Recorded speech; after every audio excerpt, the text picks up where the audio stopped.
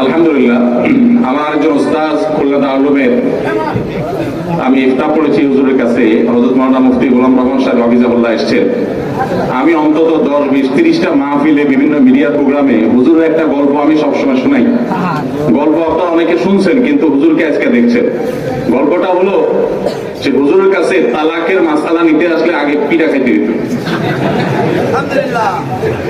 এক ভ্যানালা মাসালা জিজ্ঞেস করতে আসছে দারুল উলুম মাদ্রাসার দোতলায়। হুজুর তখন মাঠে দাঁড়ানো ছিলেন।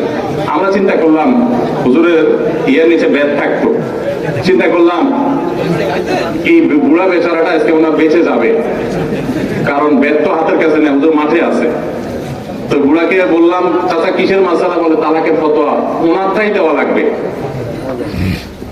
তো পরে আমরা দেখা দিলাম মাঠে যান, বারান্দা আমরা সবাই তাকায় হইলাম যে বেচারার কপালে আজকে বোধহয় মায়ের নাই, বেঁচে গেছে সে, কারণ বেদ তো হাতের কাছে নেই। তো যখনই বলছে বউরে তালাক দিয়ে আসছি, তখনই আমরা দোতলা থেকে তাকায় হইলাম যে হুজুর কলার ধরা বিসমিল্লাহ বলে ঘোষণা শুরু করে